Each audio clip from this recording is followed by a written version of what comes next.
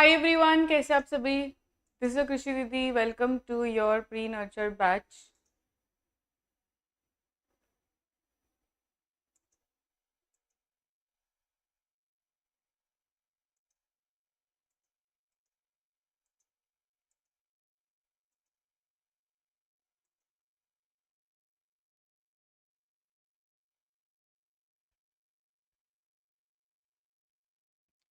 हाय everyone, कैसे आप सभी। दिस इज कृषि दीदी। स्वागत करते हैं सभी का प्री नर्चर बैच में। आज हम क्लास 9 का एक चैप्टर शुरू करने वाले हैं, दैट इज क्लास 9 बायोलॉजी का cell chapter, the fundamental unit of life.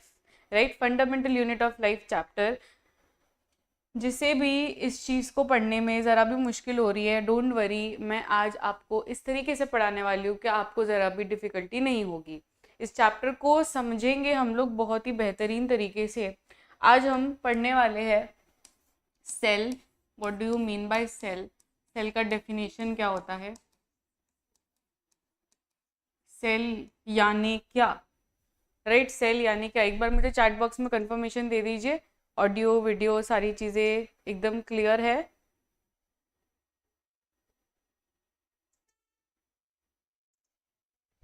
Yes.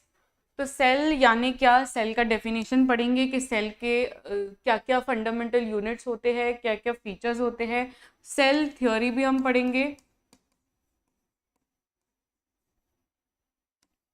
Cell के टाइप्स पढ़ेंगे। सेल के टाइप्स पढ़ेंगे कि सेल के शेप क्या रहते हैं, सेल के साइजेस क्या होते हैं, क्योंकि हमें लगता है कि सेल तो एक माइक्रोस्कोपिक स्ट्रक्चर ही होगा, बट नहीं, ऐसे भी सेल्स होते हैं जो आपको विजिबल दिखते हैं।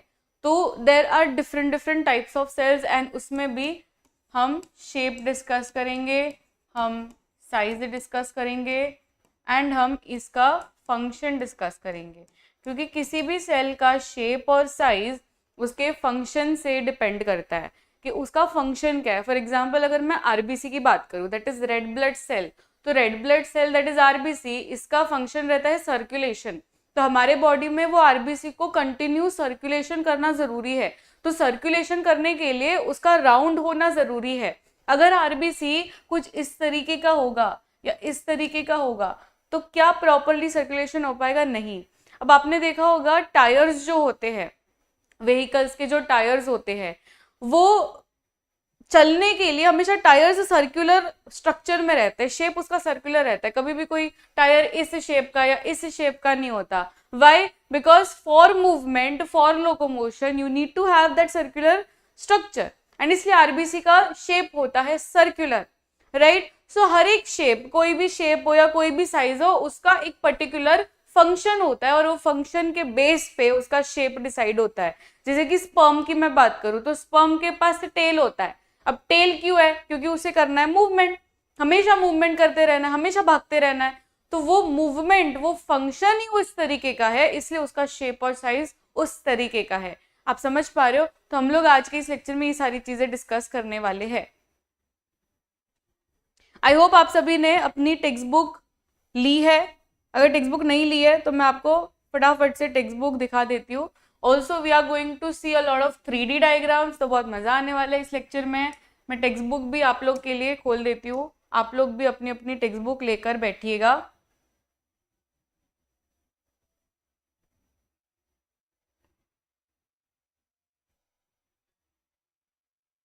फटाफट से टेक्स्ट बुक लेकर बैठिएगा, और बहुत सारे नोट्स बनाएंगे हम इस लेक्चर में। हम बहुत सारे नोट्स बनाएंगे, तो नोट्स आपको बनाना जरूरी है, एंड टेक्स्ट बुक से हर एक चीज पढ़ना जरूरी है। टेक्स्ट बुक के बिना आपको नहीं करना है कुछ भी चीज।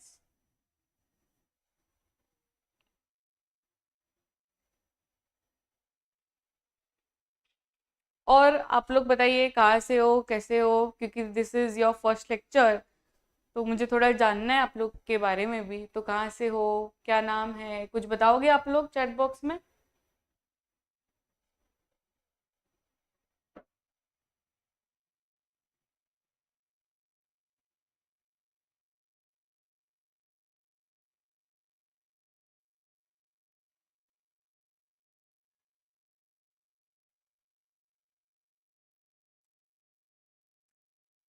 वैसे आपको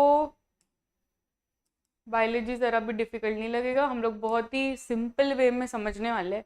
मतलब वो दीदी नहीं होती, दीदी या भैया नहीं होते वो जो पढ़ाते हैं और ऐसे माइंड में रजिस्टर हो जाता है, तो उसी तरीके से हम लोग पढ़ने वाले हैं। तो आपको टेंशन लेके मेरे लेक्चर में नहीं बैठना प्लीज़, आप लोग एकदम फ्री माइंडेड होके बैठ सकते हो और जो भी तकलीफ जो भी कुछ भी हो रहा है आप बता सकते हो।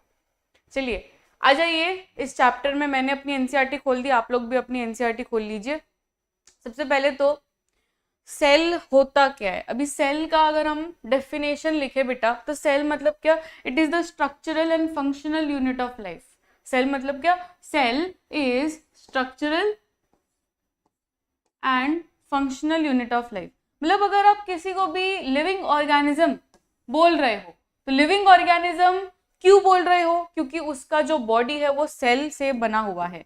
तो cell should be the basic चीज जो कि प्रेजेंट होनी ही चाहिए। अगर उसके अंदर सेल नहीं है तो फिर वो लिविंग है ही नहीं। आप समझ लो cell is the living feature, कि अगर उसके अंदर सेल है तो ही हम लोग उसे बोलेंगे कि it is a living creature. तो सेल मतलब क्या, it is a structural and functional unit of life.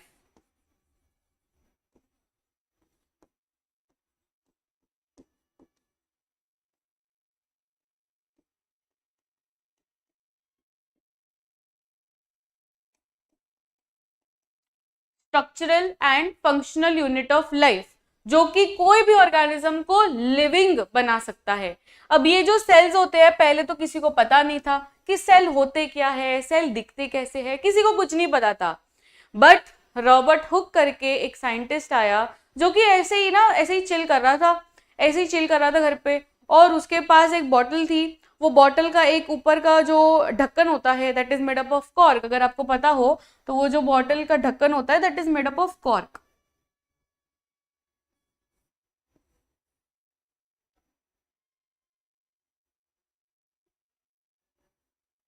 तो ये जो कॉर्क रहता है ना, इसने क्या किया, ये कॉर्क लिया और कॉर्क को माइक्रोस्कोप के अंदर देखा।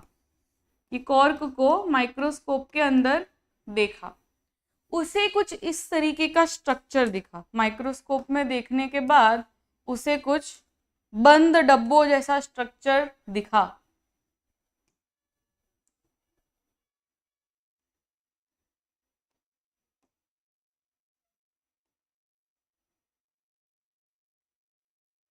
मतलब more or less it was honeycomb like but not properly हनीकोम।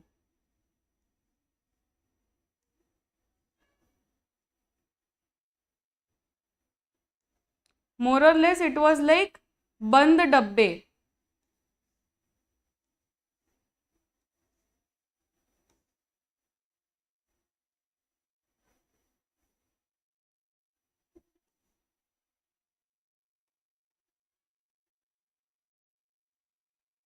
कुछ इस तरीके का स्ट्रक्चर दिखा। वहां पे जब भी बंद कमरे होते हैं ना, या जेल में, जो जेल में वो होते हैं, हर एक चेम्बर को सेल कहते हैं कि इस कैदी को इस सेल में डाल दीजिए, उसको इस सेल में डाल दीजिए। तो वो भाषा में रूम्स यानी सेल, लैटिन भाषा में रूम्स यानी क्या, सेल। तो उसे रॉबर्ट हुक को, किसके बारे में बात हो रही है, रॉबर्ट हुक के बारे में बात हो रही है। तो रॉबर्ट हुक को माइक्रोस्कोप में कुछ बंद डब्बों जैसा दिखा, और यही बंद डब्बों जैसा दिख रहा है, इसलिए हमने नहीं, रॉबर्ट हुक ने नाम दे दिया ये सारे स्ट्रक्चर्स को एज सेल।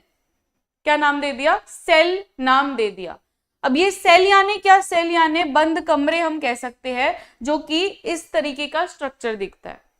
अब ये सारे जो भी स्ट्रक्चर्स उसे दिखे वो सारे थे डेड, मरे हुए थे, कोई भी लिविंग एक्टिविटी नहीं चल रही थी। ठीक है, ये सारे क्या थे, डेड सेल्स थे, क्योंकि कॉर्क खुद क्या है, एक डेड स्ट्रक्चर है, कोई लिविंग नहीं है।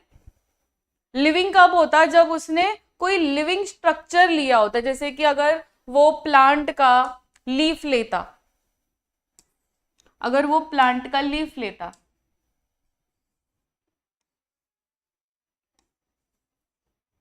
तो ये प्लांट का अगर लीफ लेता, माइक्रोस्कोप में देखता, तो उसे प्रॉपरली लिविंग सेल्स दिखते।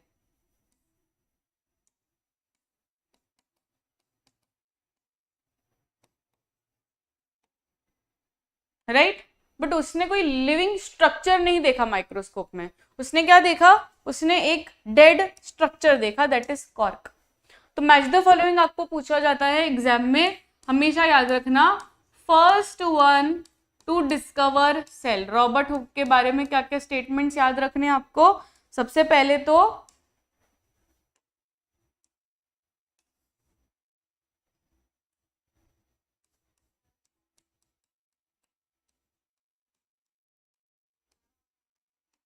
First one to discover cells. उससे पहले किसी को भी सेल्स के बारे में कुछ भी जानकारी नहीं थी कि सेल्स करके भी कोई स्ट्रक्चर होता है। सबसे पहले जो माइक्रोस्कोप में देखा, जो सबसे पहले जिसने डिस्कवर किया सेल्स को, that was Robert Hooke.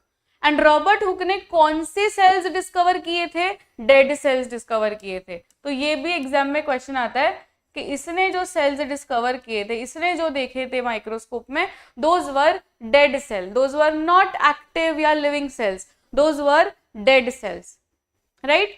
Next बात करते हैं लिविंग सेल्स की। तो अभी एक बार उसने ये टॉपिक छेड़ दिया तो पूरे मार्केट में खबर फैल गई कि Robert Hooke, Robert Hooke, Robert Hooke, paper में आ गया, ये हो गया, वो हो गया, कि रॉबर्ट हुक ने तो कोई नई चीज डिस्कवर कर ली, that is called as cells. अब सभी के मन में इंटरेस्ट जाग गया, सारे साइंटिस्ट एकदम ये हो गए, फॉर्म में आ गए, तो चलो अभी हम लोग भी ये करेंगे, डिस्कवरी करेंगे सेल्स के ऊपर, इसके ऊपर संशोधन करेंगे। तो सारे लग गए कि सेल्स की डिस्कवरी करनी है। तो उसमें से there was one scientist that is called as Anton van Leeuwenhoek. इसके ऊपर भी मैच द फॉलोइंग आता है, एंटन वैन ल्यूवेनहोक। इसका बहुत बड़ा नाम है, याद रखना है।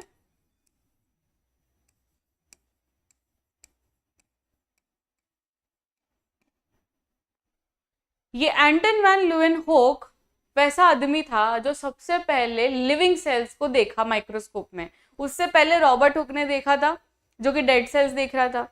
बट लिविंग सेल्स सबसे पहले किसने देखा, एंटन वैन ल्यूवेनहोक ने।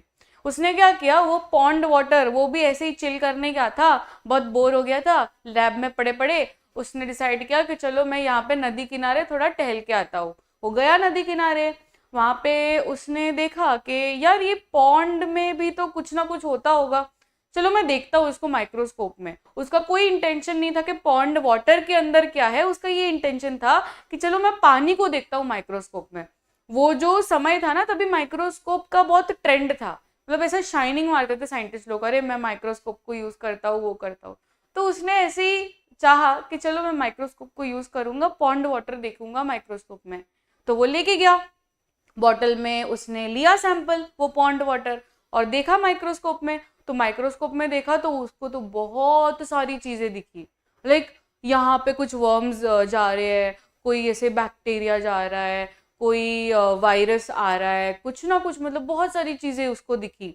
वो एकदम शॉक हो गया, अरे मैंने जो देखा अभी माइक्रोस्कोप में, ये तो आखिर सेल्स है, और ये सारे जो सेल्स है ये तो लिविंग सेल्स है। अभी लिविंग कैसे वो बोल रहा है, क्योंकि सारे सेल्स चल रहे हैं, राइट, सारे सेल्स चल रहे हैं। इसने रॉबर्ट हुक ने जो देखा था, दोज वर डेड सेल्स, वो ऐसे ही पड़े हुए थे। बट एंटन वैन ल्यूवेनहोक ने जो देखा, दोज वर लिविंग सेल्स। तो आपको मैच द फॉलोइंग में आता है कि लिविंग सेल्स किसने सबसे पहले डिस्कवर किया। तो फर्स्ट टू डिस्कवर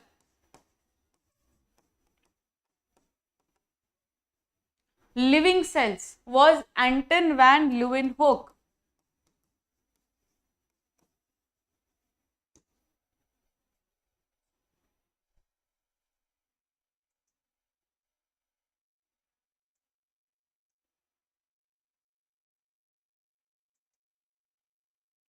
ये समझ में आ रहा है आपको।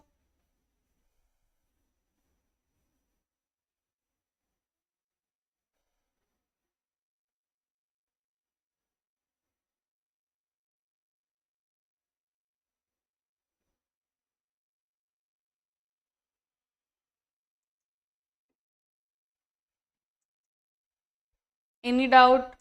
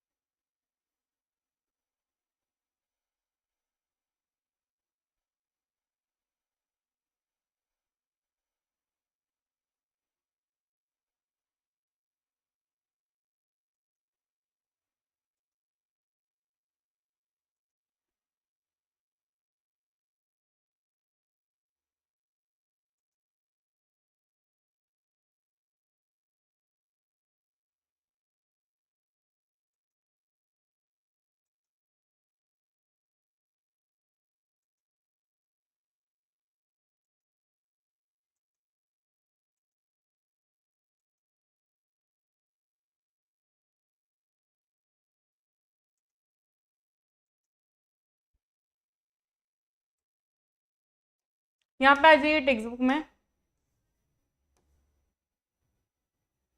चलिए एक एक वर्ड डिस्कस करेंगे, एक एक लाइन पढ़ेंगे। While examining a thin slice of cork, उसने क्या किया, कॉर्क लिया और माइक्रोस्कोप में देखा। अगर आपको माइक्रोस्कोप देखना है तो मैं वो भी दिखा दूंगी आपको 3D में। देखो ये आरबीसी है, ये अपना सेल है, ये भी सेल है, ये प्लाज्मा मेम्ब्रेन है, ये बैक्टीरिया का सेल है, ये एग और स्पर्म, ये माइक्रोस्कोप है। देखते हैं, यस दिस इज माइक्रोस्कोप। तो माइक्रोस्कोप एक ऐसी चीज़ है जो आपको 10x 100x पूरा जूम करके आपको दिखाता है। तो उसमें लेंसेज होते हैं, 5x रहता है, 10x रहता है एंड 100x रहता है, 40x करके भी लेंस रहता है। तो जितना आपको जूम करना है, जितना मैग्निफिकेशन आपको नीडेड है, उस हिसाब से आपको लेंस लगाना होता है। ठीक है, तो माइक्रोस्कोप में लेंस कहाँ होता है ये भी मैं आपको बता देती हूँ। देखो ये माइक्रोस्कोप है, आपके लैब में माइक्रोस्कोप होगा ही, अभी आप 9th स्टैंडर्ड में आ गए हो तो आपको लैब में देते भी होंगे माइक्रोस्कोप। तो वैसे 3 तरीके के माइक्रोस्कोप होते हैं, एक सिंपल माइक्रोस्कोप होता है, एक कंपाउंड माइक्रोस्कोप होता है और एक इलेक्ट्रॉन माइक्रोस्कोप होता है। सिंपल माइक्रोस्कोप यानी वो मैग्नीफाइंग ग्लास नहीं रहता सबके घर पे, मेजोरिटी घर पे रहता है वो मैग्नीफाइंग ग्लास। तो जस्ट अ मिनट।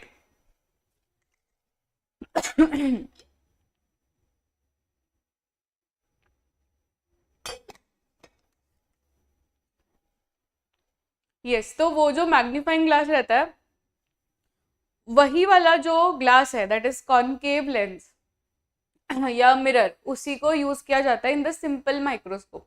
जहाँ पे आपको ज्यादा मैग्निफिकेशन का नीड नहीं है, तो वो वाले माइक्रोस्कोप में, सिंपल माइक्रोस्कोप में ऐसे कॉमन कुछ लेंस वगैरह नहीं रहता, प्रॉपर ऐसे मिरर रहता है या लेंस रहता है। ऐसा वाला लेंस नहीं रहता, मैं इस लेंस की बात कर रही हूँ। वो जो नॉर्मल एक लेयर का लेंस रहता है वो रहता है जिससे आप थोड़ा सा मैग्नीफाई करके देख सकते हो। जो आपको दिखता है वही देख सकते हो, जो आपको नहीं दिखता वो नहीं देख सकते हो। जैसे कि बैक्टीरिया, भी बैक्टीरिया आपको दिखेगा नहीं, तो वो बैक्टीरिया को देखने के लिए आपको यूज करना पड़ेगा कंपाउंड माइक्रोस्कोप। अगर आपको कोई मच्छर को जूम करके देखना है या कॉकरोच को जूम करके देखना है, कोई अलग ऑर्गेनिज्म को ये करना है और जूम करके देखना है, तो तब आप सिंपल माइक्रोस्कोप को यूज कर सकते हैं, तब कंपाउंड माइक्रोस्कोप की जरूरत नहीं है। कंपाउंड माइक्रोस्कोप कब यूज करेंगे, जब आपको जो चीज नहीं दिख रही है वो देखना है, तो आप कंपाउंड माइक्रोस्कोप यूज करेंगे। एंड इलेक्ट्रॉन माइक्रोस्कोप मतलब जो नहीं दिख रहा है उसको भी जूम करने के लिए कंपाउंड माइक्रोस्कोप, मतलब सेल आपको कंपाउंड माइक्रोस्कोप से दिख जाएगा, बट सेल के अंदर न्यूक्लियस, सेल के अंदर जो डीएनए है, वो सारी चीजें देखने के लिए आपको इलेक्ट्रॉन माइक्रोस्कोप का यूज करना पड़ेगा। ठीक है, वो सब चीज हम लोग को कंपाउंड माइक्रोस्कोप में भी नहीं दिखता। देखिए ये कंपाउंड माइक्रोस्कोप है, ये आप देख रहे हो यहाँ पे लेंसेज होते हैं। देखो मैं आपको प्रॉपर इसका 3D व्यू में दिखाती हूँ। ये 3 लेंसेज आप देख रहे हो, तो 3 लेंसेज ना डिफरेंट डिफरेंट मैग्निफिकेशन के अकॉर्डिंग होता है। कोई 5x रहता है, कोई 10x होता है, कोई 100x होता है। तो 100x मतलब जब आपको बैक्टीरिया देखना होता है, तो बैक्टीरिया के लिए 10x में हम नहीं देख सकते, 5x में भी नहीं देख सकते, हमें चाहिए 100x मैग्निफिकेशन। तब जाके मैं बैक्टीरिया को वो भी डॉट देख पाऊंगी, बैक्टीरिया को भी जूम नहीं देख पाऊंगी। जो आप बैक्टीरिया का स्ट्रक्चर देखते हो कि बैक्टीरिया के अंदर न्यूक्लियस है, मैं दिखाऊंगी आपको फिर से, पहले इसको मैं एग्जिट नहीं करना चाहती। वो जब एग्जिट हो जाएगा उसके बाद में I will show the bacterial cell how it looks. तो वो बैक्टीरियल सेल आपको इलेक्ट्रॉन माइक्रोस्कोप में दिखेगा। ये 100x भी नहीं दिखा सकता आपको बैक्टीरियल सेल, बैक्टीरिया का खाली डॉट दिखेगा आपको, डॉट, कॉलोनीज दिखेगा, झुंड दिखेगा। तो बहुत सारे ऐसे ऐसे डॉट्स दिखेंगे इन दी कंपाउंड माइक्रोस्कोप, वो भी 100x मैग्निफिकेशन के साथ। पूरा एक सेल देखना है, खाली एक ही बैक्टीरिया देखना है, तो तब आपको जाना पड़ेगा टू द इलेक्ट्रॉन माइक्रोस्कोप। तो इसमें देख रहे हो आप 3 तरीके के आपको ऑप्शंस मिलते हैं कि कौन सा लेंस आपको यूज करना है according to the specimen you are using. Specimen यानी आप क्या देखना चाहते हो, that is called a specimen. तो अगर आप 5x चूज करते हो, 10x चूज करते हो, 100x चूज करते हो, आप रोटेट कर सकते हो इस चीज को ना, रोटेट कर सकते हैं हम। ये जो है ना, ये जो सर्कुलर आपको दिख रहा है, ये वाला सर्कल, इसको हम ऐसे रोटेट कर सकते हैं। तो ये रोटेट होने से ये लेंसेज भी रोटेट होते हैं। तो according to the specimen, specimen कहाँ पे रखा जाता है, यहाँ पे रखा जाता है। ये प्लेटफॉर्म आपको दिख रहा है, ये प्लेटफॉर्म आपको दिख रहा है, रुको, यस ये प्लेटफॉर्म आपको दिख रहा है। तो यहाँ पे ना ये प्लेटफॉर्म पे ऐसा स्लाइड डाला जाता है और फिर वो स्लाइड के ऊपर हम लोग एक ड्रॉप डालते हैं स्पेसिमेन का और फिर देखते हैं लेंसेज के थ्रू कि हमें क्या दिख रहा है। देखते कहाँ पे है, अभी देखते ऊपर है, उसे कहते हैं आई पीस। वहां पे भी एक लेंस होता है that is called as objective lens. क्या कहते हैं उसे? Objective lens. देखो ये दिख रहा है आपको, यहाँ पे हम लोग आंखें डालते हैं और आंख से ऐसे देखते हैं, तो यहाँ पे नीचे रहता है ऑब्जेक्टिव लेंस। फिर आप इस चीज को मैग्नीफाई और कर सकते हो, ये ना ये नॉब रहता है जिससे आप मैग्नीफाई कर सकते हो। और अगर आपको थोड़ा सा हल्का मैग्निफिकेशन करना हो तो आप नीचे स्मॉलर नॉब भी रहता है, एक बिग नॉब रहता है, एक स्मॉल नॉब रहता है। बिग नॉब जब आपको ज्यादा मैग्निफिकेशन करना हो, ठीक है, तो तब आप बिग नॉब यूज करोगे। जब आपको थोड़ा थोड़ा मैग्निफिकेशन करना है तो फिर आप स्मॉल नॉब यूज करोगे। तो according to the knob you can decide कि कितना मैग्नीफाई करना है। समझ में आ गया पूरा? यस, नीचे का पार्ट बाकी है। देखो ये आपको जो दिख रहा है ना, this is for adjusting the light, क्योंकि कंपाउंड माइक्रोस्कोप में light plays an important role. नीचे ना एक ऐसा मिरर रहता है, एक प्लेन मिरर रहता है, एक कॉनकेव मिरर रहता है। तो ये मिरर को आपको एडजस्ट करना पड़ता है सच दैट कि लाइट रे जो आ रही है, फॉर एग्जाम्पल यहाँ पे सनलाइट है, सनलाइट की किरण ऐसे आ रही है तो वो रिफ्लेक्ट होगी और फिर वो रिफ्लेक्ट होके अंदर आएगी, दैट इज ये आंखों में जाएगी जिससे आपको दिखेगा। तो ये जो लाइट रे है ना, ये ऐसे आनी चाहिए, मैं आपको डायग्राम फॉर्म में दिखाती हूँ, ये ऐसे आनी चाहिए, फिर ये रिफ्लेक्ट होके अंदर जानी चाहिए और ये स्पेसिमेन के सी थ्रू होना चाहिए। मतलब यहाँ पे आपने जो डाला है स्पेसिमेन, ये स्पेसिमेन से जाना चाहिए, एंटर होना चाहिए वो सनलाइट, वो रे ऑफ लाइट, फिर वो लेंस में जाएगा और फिर लेंस से आपको ऑब्जेक्टिव लेंस के थ्रू, आईपीस के थ्रू आपको दिखेगा। So that is how it works. तो अगर आपने ये बंद रखा है तो फिर लाइट नहीं जाएगी, लाइट नहीं जाएगी तो ये स्पेसिमेन के अंदर कोई लाइट नहीं जा रही है, तो अंधेरे में आपको कुछ भी नहीं दिखने वाला, आपको दिखेगा ही नहीं। तो आपको देखने के लिए लाइट इज इंपॉर्टेंट।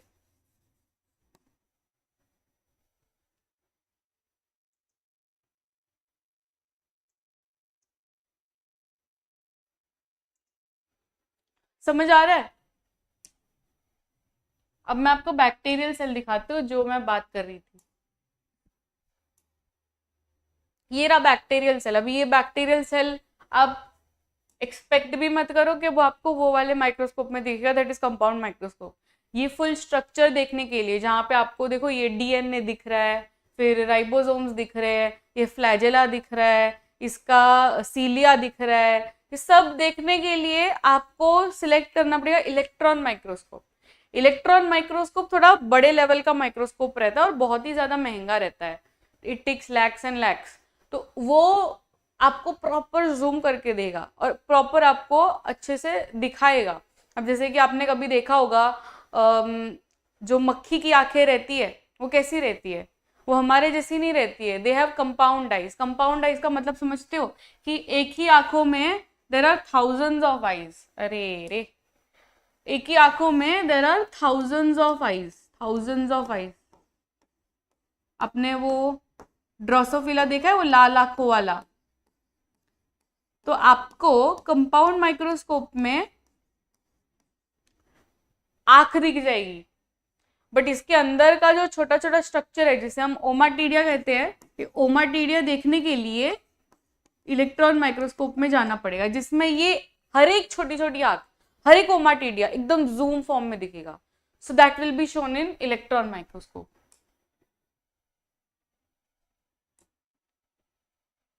चलिए आ जाइए, फिर से एनसीईआरटी में आ जाइए। तो रॉबर्ट हुक ने क्या किया, वो ऐसे ही घर पे चिल कर रहा था, उसे दिखा कि यार ये कॉर्क को देखते हैं माइक्रोस्कोप में, बट हुआ क्या, कॉर्क के अंदर निकले सेल्स, राइट। तो देखो cork is a substance which comes from the bark of the tree. This was the year 1665 when Hooke made the chance observation. Chance observation था, चांस का मतलब समझते हो कि उसका कोई इंटेंशन नहीं था कि मुझे सेल्स डिस्कवर करने हैं, सेल्स देखने हैं, बट ये बाय चांस हो गया, ऐसे ही हो गया। क्योंकि उसने तो ऐसे ही देखा माइक्रोस्कोप में, बट निकला क्या, उसको दिखा क्या, उसको दिखा कि देर आर डिफरेंट डिफरेंट कमरे प्रेजेंट, और वही कमरों को हम कहते हैं सेल, इसलिए उसने नाम दे दिया है वही सेल, जो कि लैटिन भाषा में इट मीन्स कि it is a little room. Jail में यूज किया जाता है, घरों में यूज किया जाता है कि बेटा you are going to which cell, ऐसा बोला जाता है, आप कौन से रूम में जा रहे हो, तो सेल मतलब it is a little room, तो उसको दिखा कि ये तो रूम जैसा दिख रहा है, तो उसने नाम दे दिया सेल। बट किसको पता था कि ये तो हमारे लिविंग फीचर के लिए बहुत ही इंपॉर्टेंट है, राइट? सेल नहीं होता है तो सेल के बिना कुछ भी नहीं हो सकता। तो सेल मतलब क्या, it is a structural and functional unit of life. देखो यही लिखा गया है। फिर नीचे आ जाइए आप, अभी माइक्रोस्कोप के बारे में बोला गया है, तो माइक्रोस्कोप इंपॉर्टेंट है for visualizing a particular cell. आप सिंपल माइक्रोस्कोप से सेल नहीं देख सकते। नेक्स्ट आ जाइए, व्हाट आर दीज स्ट्रक्चर, यहां से पढ़ते हैं व्हाट आर दीज स्ट्रक्चर। आपको ना ये प्रैक्टिकल में होता भी होगा, प्रैक्टिकल जहां पे आपको दिखाया जाता है, जहाँ पे आपको दिखाया जाता है ऑनियन पील का। तो ऑनियन क्या है, onion is will be having a plant cell. देखो दो तरीके के सेल्स होते हैं वैसे नॉर्मल, अगर हम बाइफिकेशन करें तो प्लांट सेल, एनिमल सेल। वैसे दूसरे भी होते हैं, फंगस सेल होते हैं, बैक्टीरिया सेल होते हैं, एल्गल सेल्स होते हैं, प्रोटिस्टा के सेल्स होते हैं, वायरस के सेल्स होते हैं, वो सब हम अभी बात नहीं कर रहे हैं। अभी मेजरली कैटेगरी की बात कर रहे हैं, that is animal cell and plant cell. Onion का जो पील रहेगा उसके ऊपर भी सेल्स रहेंगे, that will be consisting of plant cells. तो मेनली जो प्लांट सेल होते हैं और दूसरे जो एनिमल सेल्स होते हैं उसमें बहुत ज्यादा डिफरेंस देखने को मिलता है। जैसे कि सेल वॉल प्रेजेंट रहता है only in plant cell, animal cell में सेल वॉल नहीं रहता है। उनका वैक्यूल भी अलग रहता है, वैक्यूल इज लार्ज और वो सेंट्रल वैक्यूल रहता है in case of plants. Whereas animal cell की बात करें तो वो जो वैक्यूल है पूरा वो शिफ्ट कर देता है प्लांट सेल में, न्यूक्लियस को एकदम पेरीफेरी में पहुंचा देता है, राइट?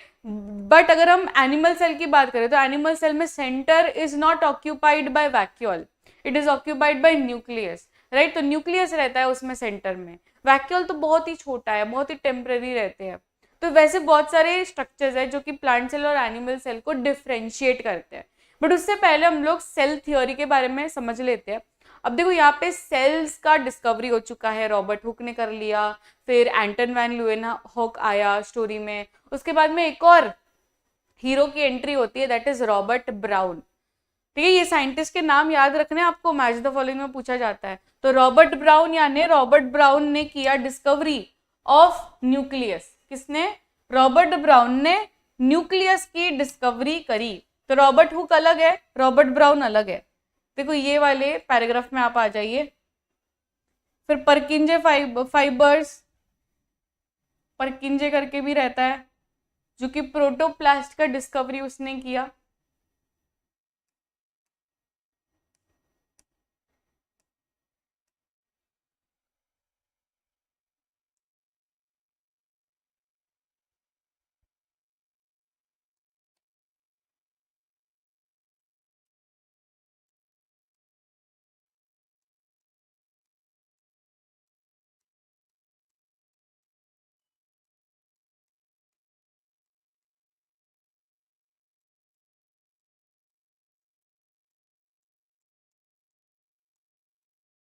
मुझे बताते जाओ फटाफट से, I am writing the name of the scientist, आप लोग बताओगे कि किसने क्या डिस्कवरी करी।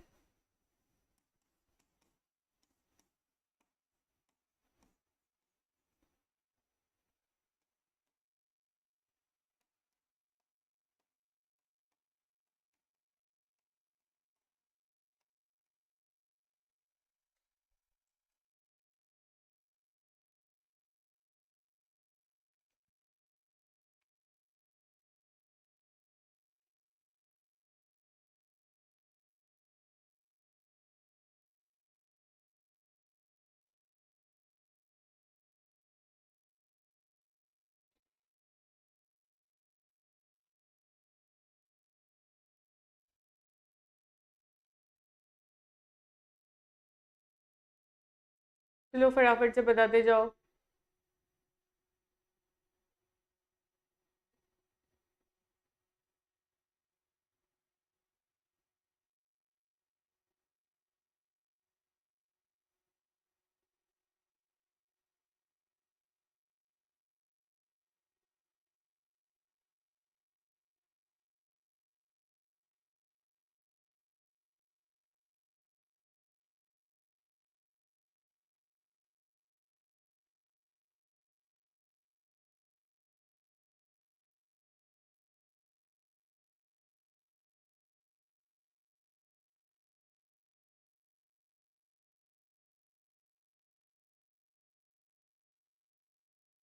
2 more minutes और सोचिए और फटाफट बताइए।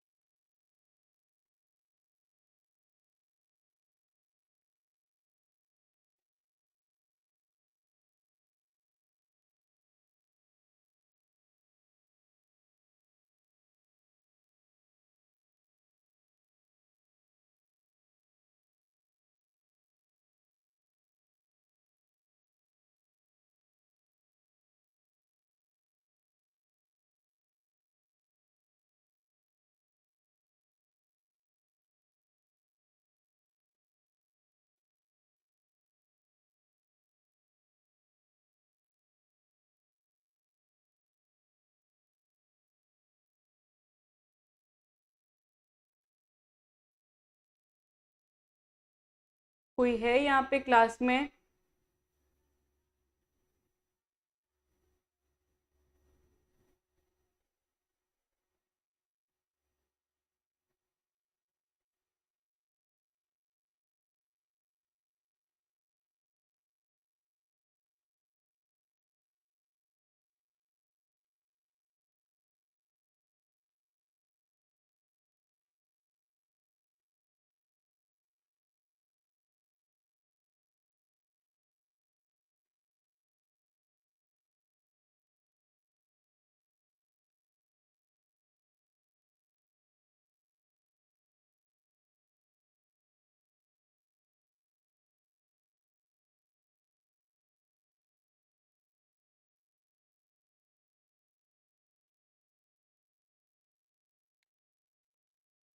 Okay, never mind, I will only tell.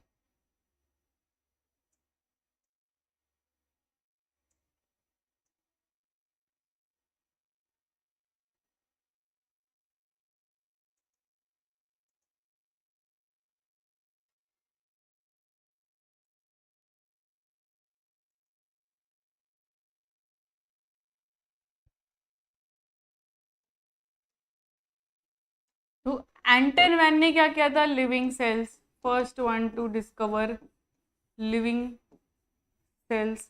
परकिंजे ने प्रोटोप्लास्ट, परकिंजे ने प्रोटोप्लास्ट, रॉबर्ट ब्राउन ने न्यूक्लियस एंड रॉबर्ट हुक ने सेल, बट डेड।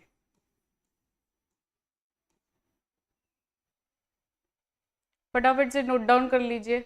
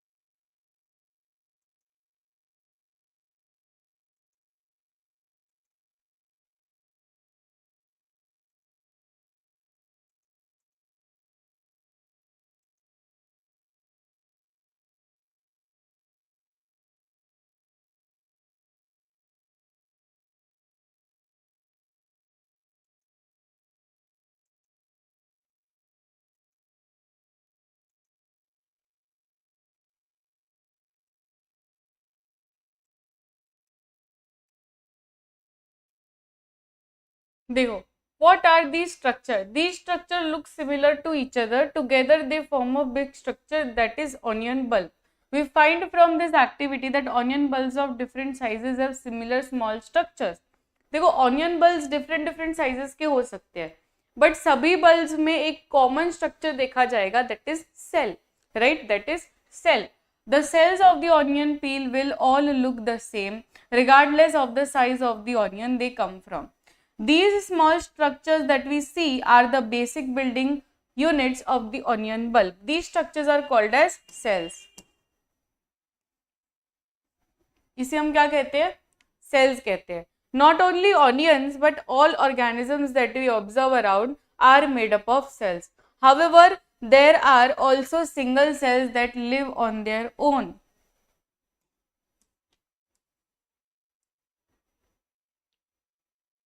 आ जाइए यहाँ पर. Cells are first discovered by Robert Hooke in 1665. He observed the cells in a cork slice with the help of a primitive microscope. Leeuwenhoek ने क्या किया था? Leeuwenhoek was the first one who discovered the living cells, free living cells. तो living cells में सबसे पहला नाम आना चाहिए Leeuwenhoek का. रॉबर्ट हुक का सबसे पहला सेल उसने डिस्कवर किया था, but that cell was a dead cell. Right. Next बात करते हैं रॉबर्ट ब्राउन की. तो Robert Brown was the one जो न्यूक्लियस को डिस्कवर किया था. देखो सेम चीज लिखी है. फिर प्रोटोप्लाज्म की बात करें तो यहाँ पे परकिंजे ने किया था. अब ये आपको नहीं समझ में आता, राइट? प्रोटोप्लाज्म यानी क्या? प्रोटोप्लाज्म या प्रोटोप्लास्ट दोनों नाम से इसे हम कह सकते हैं.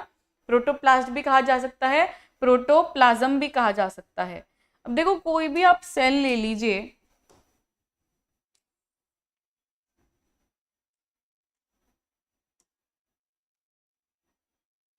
सेल के अंदर न्यूक्लियस होता है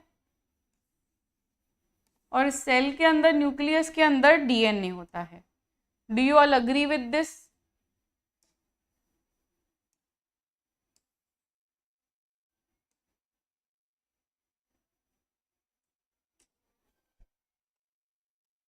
तो ये जो मैंने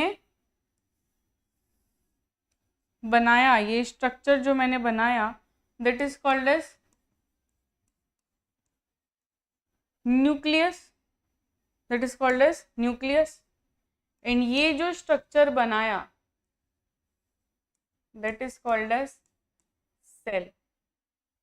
अब बेटा ये जो सेल के अंदर फ्लूइड रहता है, ये फ्लूइड को हम कहते हैं साइटोप्लाज्म. यस और नो? मैं न्यूक्लियस के बाहर के फ्लूइड की बात कर रही हूं. ठीक है, ये वाला जो बाहरी फ्लूइड है इसे हम कहते हैं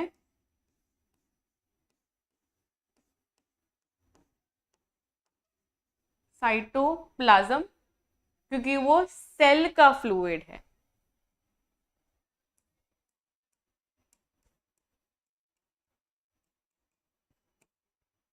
वेरास जो न्यूक्लियस का फ्लूइड होता है, ये न्यूक्लियस का फ्लूइड है. ये क्या है? ये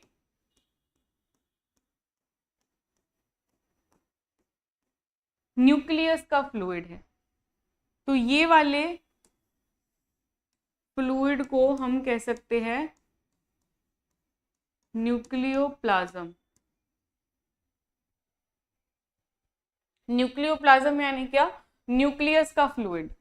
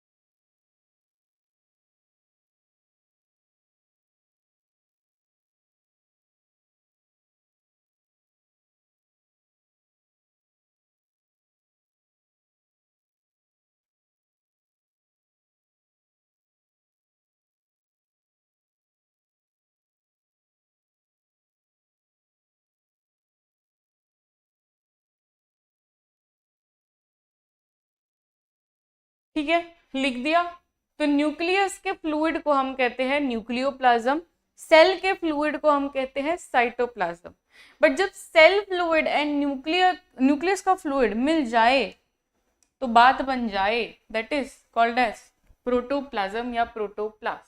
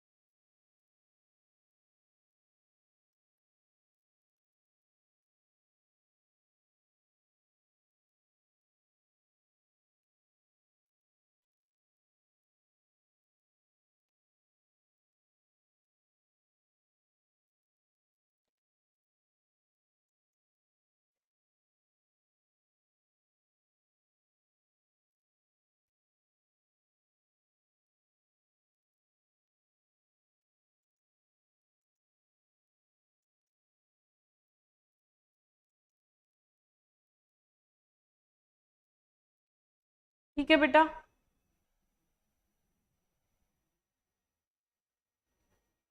देखिए अब सेम चीज लिखी गई है। यहाँ पे हम देख सकते हैं there are different different shapes and different different sizes. जैसे कि हम स्मूथ मसल सेल दिखे तो ये कैसा है, ये स्पिंडल शेप है, राइट। टेपरिंग है एट द एंड, नैरो है, that is called as smooth muscle cell.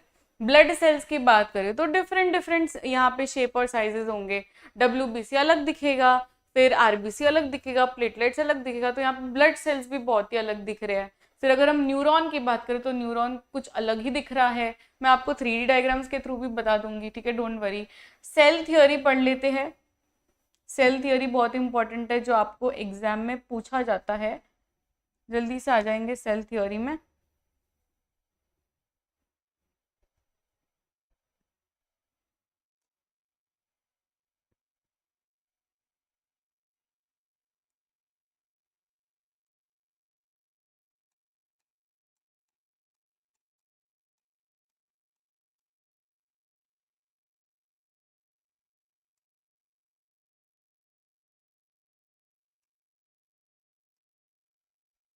Cell theory, सबसे पहला पॉइंट, ऑल प्लांट्स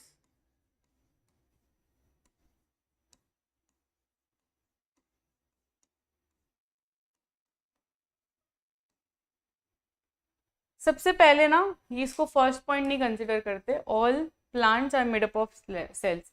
देखो there are two scientist, Schleiden and श्वान।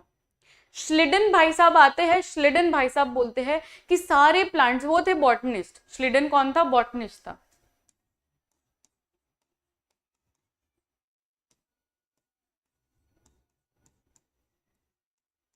बॉटनिस्ट है तो ये प्लांट्स को ही स्टडी करेगा, तो उसकी पूरी जिंदगी प्लांट्स को स्टडी करने में गई।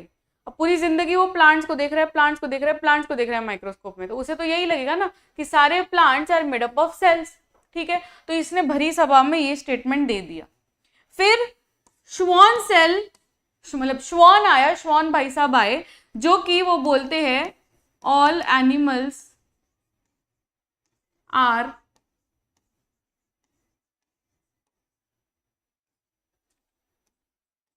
Made up of cells. ये किसने कहा? ये श्वान ने कहा।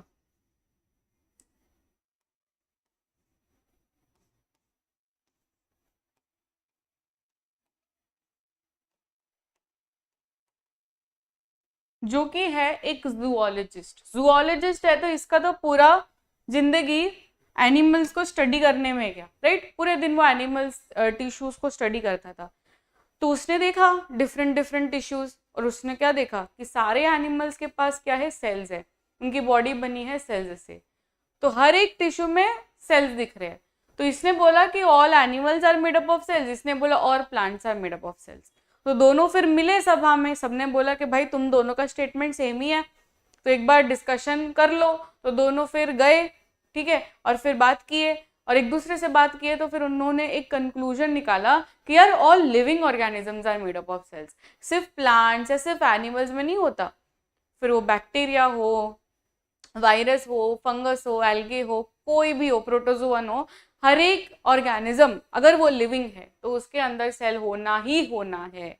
सो यहाँ पे ये दोनों मिलकर एक स्टेटमेंट बोलते हैं, that is all living organisms are made up of cells, right? All living organisms are made up of cells. तो ये श्लिडन एंड श्वान का एक टुगेदर स्टेटमेंट आ गया, that is all living organisms are made up of cells. तो सबसे पहला point आता है सेल थियरी का, all living organisms are made up of cells। ठीक है, ये एक स्टेटमेंट आ गया। उसके बाद में सेल का फंक्शन क्या है? Cell is the structural and functional unit of life. तो second point of cell theory ये आता है कि सेल is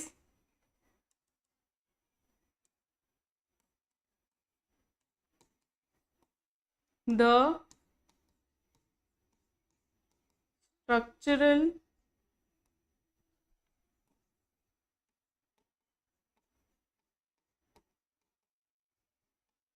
and functional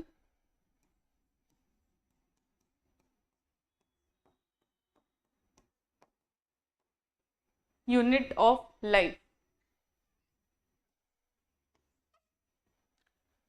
तीसरा पॉइंट है कि कोई भी लिविंग सेल ऐसे ही नहीं आ जाता, क्योंकि तभी के टाइम पे ना ये माना जाता था कि living cell is coming from a non living cell. जैसे कि ये एक एक्सपेरिमेंट किया गया था, उनको लग रहा था कि ये तो ऐसे ही आ गए। मैं आपको कहानी बताती हूँ।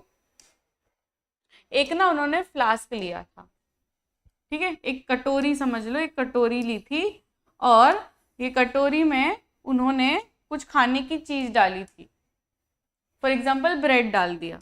तो ये ब्रेड अभी तो ताजा ताजा है, बट उसके बाद में 1 वीक रखा, 2 वीक रखा, 3 वीक रखा। जब इतने दिन रखे तो उसके ऊपर पता है कौन सा ग्रीन कलर का फंगस आने लगा। इसके ऊपर ग्रीन वाइट कलर के ऐसे फंगस आने लगे।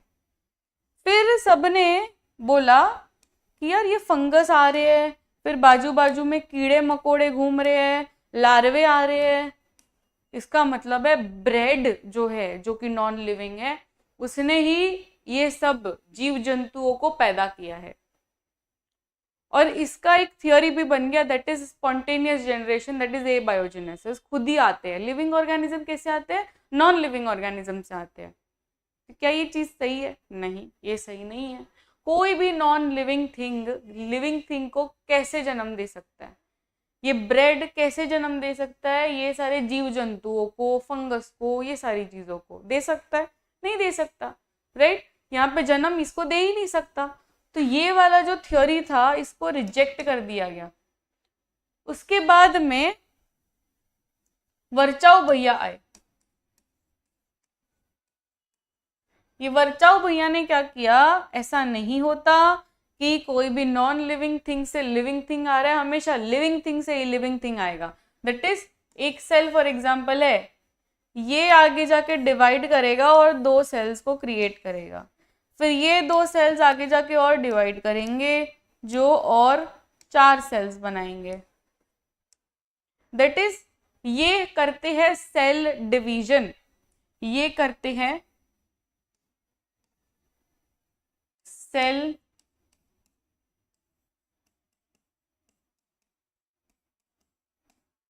डिवीजन। और ये सेल डिवीजन के कारण ही आगे जाके नए नए सेल्स बनते हैं। So the conclusion comes here is, all living cells arise from pre existing cells.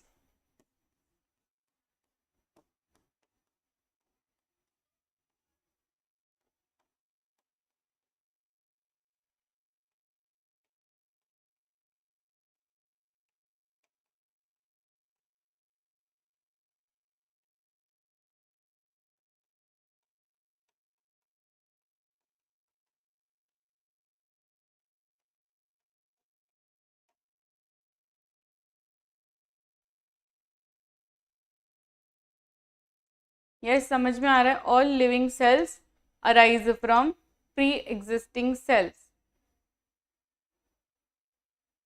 तो ये 3 पॉइंट्स से बनता है अपना सेल थियोरी।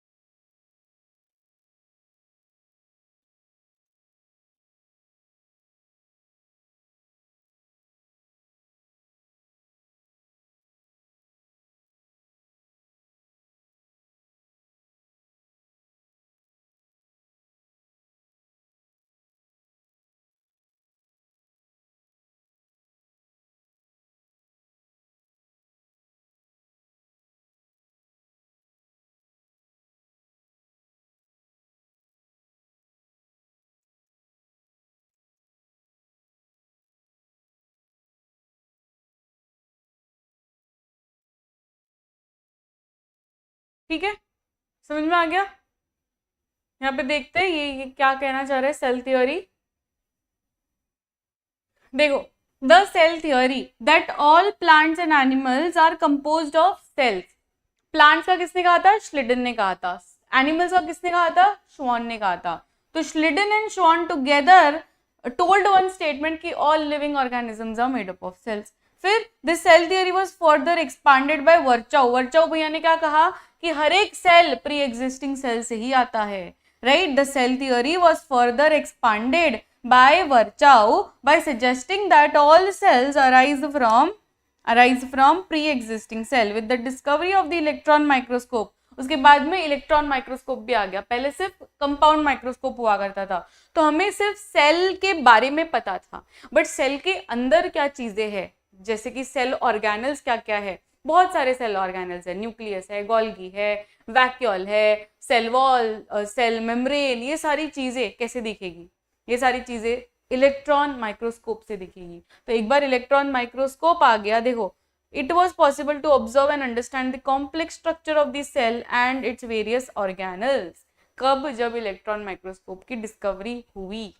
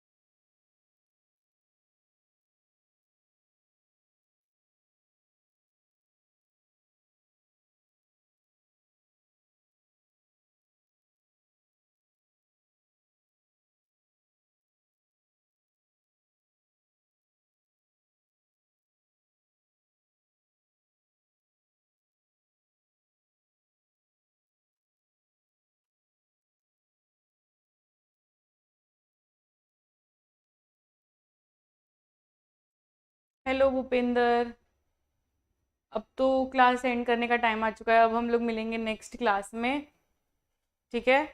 आई होप आप सभी को सारी चीज़ें समझ में आ गई। So now we end the session. Thank you so much. मिलते हैं अब अगली क्लास में। Till then take care, bye everyone. अब नेक्स्ट क्लास होगी थर्सडे को, ठीक है। थर्सडे वही 3:30 बजे मैं आपको मिलूंगी। दिस इज कृषि दीदी साइनिंग ऑफ। मिलते हैं नेक्स्ट सेशन में। Till then keep smiling, take care, bye everyone.